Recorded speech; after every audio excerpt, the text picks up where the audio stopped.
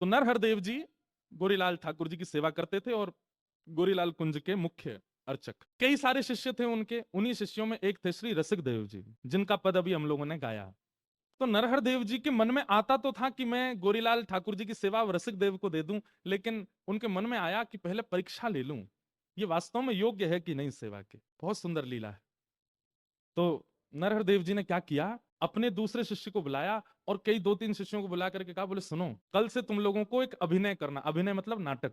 कैसा नाटक? बोले जबरदस्ती की शिकायतें लेके आनी है रसिक देव की मेरे पास। कभी अपना कोई वस्त्र फाड़ देना और मुझसे आके शिकायत करना, रसिक देव जी ने फाड़ दिया।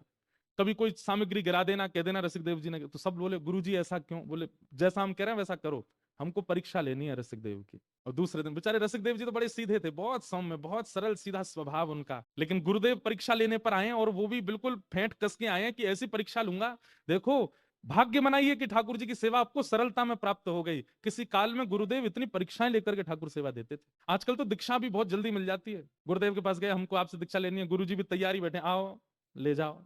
कल रात्रि हम एक घर पर गए तो वहां हमने एक बात कही कि पढ़ाई पूरी करके डिग्री ली जाती है कि डिग्री पहले लेके पढ़ाई की जाती है? बताओ, पढ़ाई पहले की जाती है ना। इसलिए पहले सत्संग खूब करो, जीवन में खूब श्रवण करो, खूब संत जनों की सेवा करो, खूब वृंदावन की सेवा करो। और उसके बाद जब तुमको लगे कि हाँ अब हम थोड़े पवित्र हृदय के हैं, तब गुरु दीक्षा लो। गुरु जी तो मना करेंगे नहीं, पर आपको विचार करना चाहिए, आप योग्य हो गए क्या? आप गुरु आज्ञा का पालन करने लायक बन चुके हो? तो नरहरदेव गुरुदेव ने मन बना लिया कि रसिक देव की हमको परीक्षा लेनी। और दूसरे दिन वही हुआ। अब कभी एक बोले गुरु जी देख लीजिए, रसिक देव जी को समझा लीजिए, इन्होंने जो है हमारा वस्त्र फाड़ दिया। और रसिक देव जी वहीं बैठे थे। और रसिक देव जी बोले मैंने कब फाड़ा? झूठ मत बोलो, तुमने फाड़ दिया, तुमने जोर से खींचा था उठा करके और तभी हमारा वस्त्र फट गया। गुरुदेव देख लीजिए, इनको समझा लीजिए।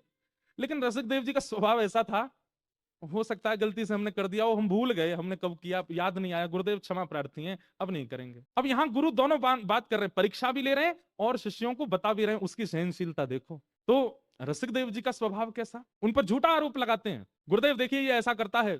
रसिक देव जी बोले गलती से हो गया होगा। किया नहीं है रसिक देव जी ने, लेकिन कह रहे हैं ये कह रहा है तो सत्य ही होगा, कर दिया होगा मैंने। गुरुदेव क्षमा प्रार्थी, अब नहीं करूंगा। दूसरे दिन फिर कोई चेला ने आके शिकायत की, तीसरे दिन फिर कोई चेला ने शिकायत की। ऐसे इतनी शिकायतें हो गई, रसिक देव जी को खुद ही लगने लगा कि मुझ में अपराध है।